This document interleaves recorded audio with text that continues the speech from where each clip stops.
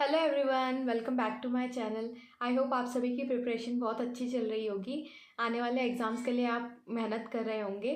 तो आज मैं आप लोगों को अपनी आरआरबी क्लर्क और पीओ मॉक्स को कैसे अटेम्प्ट करती हूँ वो स्ट्रैटेजी बताऊंगी। For students who don't understand Hindi, I would be narrating the video again in English at the end of the video after the Hindi part. I will provide the time stamp here right here in the video. RRB PO and RRB clerk के जो exams है बाकी banking exam से different होते हैं, क्योंकि इसमें जो है सेक्शनल टाइमर नहीं होता है। इसमें आपको प्रीलिम्स में कंपोजिट टाइम मिलता है 45 मिनट्स का। तो वो आपकी मर्जी होती है कि आप कौन सा सेक्शन पहले अटेम्प्ट करना चाहते हैं और कितना टाइम देना चाहते हैं। टाइम डिस्ट्रीब्यूशन पूरा आपके हाथ में रहता है। तो आईबीपीएस के जो बाकी एग्जाम्स होते हैं, IBPS clerk PO and SBI clerk PO, उसमें जो रहता है सेक्शनल टाइमर रहता है, तो आपको उसी में अपना बेस्ट देना होता है। पर इसमें क्या है, आपको खुद की स्ट्रैटेजी बनानी होती है। आपका खुद का जो सब्जेक्ट स्ट्रांग होता है उस हिसाब से आपको परफॉर्म करना रहता है। तो मैं आज आपको पूरा बताऊंगी कि आप कैसे अटेम्प्ट कर सकते हो जिससे कि आप मैक्सिमम स्कोर कर सको, और मैं कैसे अपना पेपर अटेम्प्ट करती थी मैं वो भी आप लोगों को बताऊंगी। और नेक्स्ट मैं ये सोच रही हूँ कि आरआरबी पीओ या फिर आरआरबी क्लर्क का एक प्रीलिम्स लेवल का मॉक दूँ, और वो फिर मॉक का जो परसेंटाइल है और मैंने अटेम्प्ट कैसे किया, मैंने कैसे टाइम डिस्ट्रीब्यूट किया, वो मैं आप लोगों के साथ शेयर करूँगी। अपना पूरा मॉक का जो स्कोर रहेगा वो। तो आप लोग कमेंट करके बताइएगा कि मैं कौन से वेबसाइट का मॉक दूँ, text book, olive board, practice mock and गाइडली में से। तो उसमें से मैं एक मॉक दे दूँगी और आप लोगों के साथ शेयर कर दूँगी। तो वीडियो में आगे बढ़ने से पहले मैं आप लोगों को एक चीज़ बोलना चाहती हूँ। वीडियो बनाने के लिए बहुत मेहनत लगती है एंड एडिटिंग में भी बहुत मेहनत लगती है। तो मैं बहुत खुश होंगी अगर आप लोग मेरे चैनल को सब्सक्राइब करते हैं। तो फ्री ही है दोस्तों, तो कर दीजिए प्लीज़, मुझे बहुत खुशी होगी। और अगर आपको वीडियो पसंद आता है तो लाइक ज़रूर करिए, और कोई भी डाउट होता है तो आप मुझे कमेंट करके पूछ सकते हो, नहीं तो मेरे टेलीग्राम चैनल का लिंक जो है वो मैं अटैच कर दूँगी नीचे डिस्क्रिप्शन बॉक्स में, तो आप वहाँ पे भी मुझे पूछ सकते हो जो भी डाउट्स होंगे। तो चलिए वीडियो को स्टार्ट करते हैं। तो सबसे पहली जो मेन बात है वो ये है कि आप अपना टाइम कैसे डिस्ट्रीब्यूट करते हो, क्योंकि इसमें जो है सेक्शनल टाइमर नहीं है, कंपोजिट टाइम है 45 मिनट्स का। तो इसमें आप कैसे टाइम डिस्ट्रीब्यूट करोगे वो मैं बताती हूँ। इसमें पहली बात तो ये है कि इसमें दो सेक्शंस आते हैं। इसमें इंग्लिश सेक्शन नहीं होता है, तो इसमें जो है रीजनिंग होता है और क्वांट्स होता है। तो आप जो है आपका जो सब्जेक्ट स्ट्रॉन्ग है, जैसे मान लीजिए मेरा रीजनिंग स्ट्रॉन्ग था तो मैं रीजनिंग से स्टार्ट करती थी। अगर आपका क्वांट्स स्ट्रॉन्ग है तो आप क्वांट्स से अपना मॉक या फिर एग्जाम में अटेम्प्ट करना स्टार्ट करिए।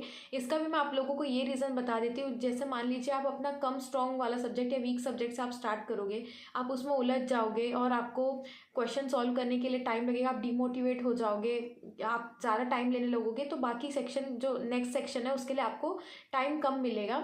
इसीलिए हमेशा आपको पहले स्ट्रॉन्ग सेक्शन से आपको स्टार्ट करना चाहिए, ताकि आपका कॉन्फिडेंस भी बिल्डअप हो जाएगा। जैसे आपके क्वेश्चंस बनने लगेंगे तो आपकी स्पीड भी और इंक्रीज हो जाएगी, और दूसरे सेक्शन के लिए आपको फ्री माइंड से टाइम मिलेगा। मेन ये रहता है कि फ्री माइंड से आप क्वेश्चन को बना सकते हो बिना पैनिक किए। तो सबसे पहले तो ये है कि आपको अपने स्ट्रॉन्ग सब्जेक्ट से स्टार्ट करना है। अब टाइम कैसे डिवाइड करना है मैं बताती हूँ। कई लोग बहुत अनइक्वल टाइम डिवाइड कर देते हैं। जैसे मान लीजिए रीजनिंग स्ट्रॉन्ग है तो कई लोग क्या करते हैं कि रीजनिंग में ज़्यादा टाइम दे देते हैं एंड क्वांट्स में जो है बहुत कम टाइम देते हैं। ये बिल्कुल भी नहीं करना चाहिए।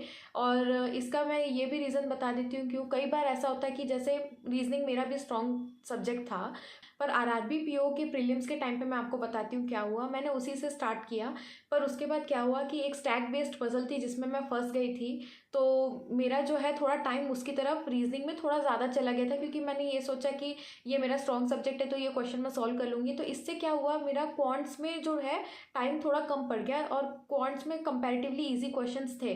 तो जो टाइम मैंने यहाँ रीजनिंग में अपने वो स्टैक वाले पजल के क्वेश्चन में एक्स्ट्रा दे दिए थे उसी टाइम में, और वो पजल मुझसे बना नहीं। जो मेरे को रीजनिंग में वो पजल बनाने के लिए जितना मेरा टाइम वेस्ट हुआ, उसी टाइम को मैं अगर क्वांट्स के लिए लगा लेती तो मेरे एटलीस्ट 3 क्वेश्चंस तो सॉल्व हो जाते, मुझे 3 मार्क्स भी मिल जाते। इसीलिए मैं आपको यही सजेस्ट करूँगी कि कोई भी सेक्शन को एकदम ज़्यादा टाइम और दूसरे सेक्शन को एकदम कम टाइम, ये बिल्कुल गलती नहीं करनी है। तो मैं क्या करती थी, मैंने ये स्ट्रैटेजी जो है आशीष अरोरा सर से मैंने सीखी थी। मैं जब आप ही की तरह मैं भी जब एस्पिरेंट थी, मैं भी यूट्यूब वीडियोज़ देखती थी। जो भी एस्पिरेंट्स क्वालिफाई किए मैं भी उनकी स्ट्रैटेजीज देखती थी। तो मैंने आशीष सर की ही एक वीडियो में देखी थी, उन्होंने बोला था जो आपका आपका स्ट्रॉन्ग सब्जेक्ट है उसको आप 23 मिनट्स दीजिए और जो वीक सब्जेक्ट है उसको आप 22 मिनट्स दीजिए।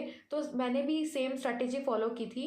तो मैंने क्या किया, रीजनिंग को 23 मिनट्स दिए एंड क्वांट को मैं 22 मिनट्स दे दी थी। तो जैसे ही मेरे रीजनिंग के 23 मिनट्स हो जाते थे तो मैं क्वांट्स की तरफ स्विच कर जाती थी। 1-2 मिनट का प्लस माइनस आप कर सकते हो, 5-5 10-10 मिनट्स का मैं तो रिकमेंड नहीं करूँगी। अगर आप करते हो और अगर आप ऐसे करके प्रीलिम्स निकाल चुके हो तो वेल एंड गुड, पर मैं यही रिकमेंड करूँगी, जो मैंने वो सर की स्ट्रैटेजी सुनी मुझे वही सही लगी। ऐसा नहीं है, मान लीजिए आपने यहाँ 23 मिनट्स दिए रीजनिंग के और 22 मिनट्स पे आप क्वांट पे स्विच हो गए हो, तो आखिरी में भी आप चाहो 1-2 क्वेश्चन जो रीजनिंग में रह गए आपको लगता है आखिरी के 1 मिनट में बना सकते हो, तो आप वापस से रीजनिंग में आखिरी में स्विच कर सकते हो। ये भी है आपके पास ऑप्शन। अब मैं आप लोगों को ये बताती हूँ कि अब पर्टिकुलर एक सेक्शन को कैसे आपको अप्रोच करना है। जैसे रीजनिंग की मैं बात बता देती हूँ। मेरा रीजनिंग तो स्ट्रॉन्ग था, पर फिर भी मैंने ये चीज़ बहुत लोगों से सुनी थी, जो भी एस्पिरेंट्स बैंक एग्जाम्स क्लियर कर चुके हैं उनसे भी सुना, और पर्सनली मैं मॉक्स भी देती थी। तभी मैंने डिसाइड कर लिया था कि मैं हमेशा पहले मिसलेनियस क्वेश्चंस करूँगी। जैसे अल्फा न्यूमरिक क्वेश्चंस होते हैं, वो ब्लड रिलेशन के क्वेश्चन, सिलॉग्स, वो सब मैं पहले अटेम्प्ट करती थी। उसके बाद मैं पजल्स पे जाती थी, क्योंकि ये है कि पजल्स आप कितनी भी प्रैक्टिस कर लो, कभी ना कभी, जैसे मैंने आपको बताया मेरे आरआरबी पीओ के प्रीलिम्स के मॉक एग्जाम में ऐसा ही हुआ था कि मैं एक स्टैक बेस्ड पजल पर अटक गई थी। तो कभी कभी ऐसा होता है कि आप कोई एक स्टेटमेंट को गलत पढ़ लेते हो, थोड़ा एक वर्ड भी गलत पढ़ लेते हो कभी कभी, तो आप पजल पे अटक जाते हो, उसकी कोई गारंटी नहीं रहती है। तो मैं यही रिकमेंड करूँगी कि आप पहले मिसलेनियस बनाइए, उसके बाद आप पजल्स बनाइए। तो इससे क्या है कि आप पजल्स में अटकोगे तो बाकी का आपका जो मिसलेनियस के लिए टाइम है वो नहीं होगा, डिस्ट्रॉय नहीं होगा वो टाइम आपका। तो पहले मिसलेनियस करिए, फिर आखिरी में पजल्स करिए। उसके बाद आता है क्वांट का सेक्शन। जैसे ही आपका रीजनिंग हो जाएगा आप क्वांट में स्विच करते हो, तो क्वांट में सबसे पहले आपको स्पीड मैथ्स के क्वेश्चंस बनाने हैं, जो कि है नंबर सीरीज, क्वाड्रेटिक इक्वेशंस और सिंप्लीफिकेशन अप्रॉक्सीमेशन के क्वेश्चंस। ये होने के बाद आपको डीआई सॉल्व करनी है। डीआई जब एक सेट आएगी, 2 सेट आएगी, जो भी जितने भी डीआई के सेट आएंगे उसको बनाने के बाद आपको एरिथमेटिक पे स्विच करना है। तो मैं ऐसे ही करती थी पर्सनली, मेरे लिए ये स्ट्रैटेजी बेस्ट वर्क की है, तो मैं यही फॉलो की हूँ। मैं रिकमेंड भी यही करूँगी, पर अगर आप लोगों का क्वांट स्ट्रॉन्ग है तो आप क्वांट से भी स्टार्ट कर सकते हो, या अगर आपको टाइम डिस्ट्रीब्यूशन थोड़ा प्लस माइनस 2 मिनट्स करना है तो आप वो भी कर सकते हो। मैं ये स्ट्रैटेजी रिकमेंड करूँगी, क्योंकि मैंने ऐसे ही मॉक्स दिए हैं अपने, और मैंने ऐसे ही एग्ज़ाम क्लियर भी किया है। मेरा RRB PO and RRB clerk दोनों में सिलेक्शन हो चुका है already, and RRB clerk prelims में मेरे 75.75 मार्क्स थे आउट ऑफ 80। उसका जो स्कोर कार्ड है मैं ऑलरेडी अपने चैनल पर अपलोड की हूँ, तो आप वहाँ जाकर देख सकते हो। एंड आरआरबी पीओ प्रीलिम्स का जो स्कोर कार्ड है मैं आने वाले कुछ दिनों में वो भी अपलोड कर दूँगी, और आने वाले डेज़ में मैं आप लोगों को मेंस का भी कैसे मॉक अटेम्प्ट करना है, मेंस की और भी स्ट्रैटेजी, मैंने ये चीज़ देखा है कि मेरे चैनल पर ज़्यादातर लोगों को मेंस के लिए गाइडेंस चाहिए। मुझे थोड़ा टाइम दीजिए, मैं आने वाले टाइम में ज़रूर मेंस के ऊपर भी वीडियोस अपलोड करूँगी, और मेंस का मॉक कैसे आपको अप्रोच करना है, मेंस की मैंने क्या स्ट्रैटेजी फॉलो की थी आरआरबी के लिए, एसबीआई, आईबीपीएस पीओ, सब चीज़ के लिए मैं वो भी अपलोड कर दूँगी बहुत जल्द। Okay, so my strategy for attempting the RRB clerk and RRB PO prelims exam was that always you have to start with the stronger section. Whichever section of yours is strong, you have to start with that. If your reasoning section is strong, you have to start the exam with reasoning section, and if your quant section is strong, you have to start your exam with the quant section. So in my case my reasoning section was stronger, so I used to start my exam with reasoning section and then switch to the quant section. One thing I would like to recommend you all is that never give too much time to one section, because there is no sectional timer in this exam. So if you end up giving too much time to one section, then you will get less time for the other section, and sectional cutoff is there, so it won't be very fruitful for you all to give too much time to one section.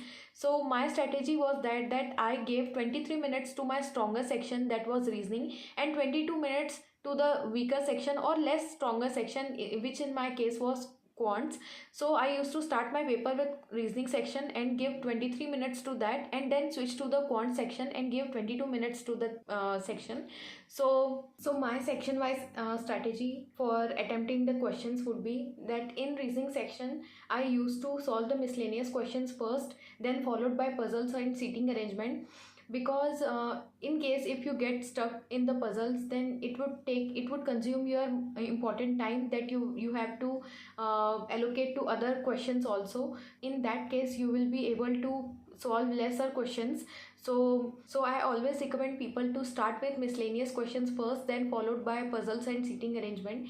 And in case of quantitative aptitude, I always used to start solving the speed maths questions, that is wrong number series, missing number series, simplification, approximation and quadratic equation questions.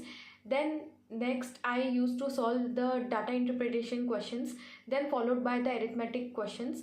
So this was my strategy to attempt the questions in RRB clerk and PO mocks. So in the upcoming videos I will upload my RRB PO prelim scorecard and RRB clerk main scorecard, and also I would be giving RRB mock, either it would be RRB clerk or RRB PO mock. So I would like you all to comment down below and tell me which mock should I give, either from textbook, practice mock, Colliboard or Guidely. So this was my strategy to attempt questions in mocks and exams. I will see you all guys in my next video. Bye bye.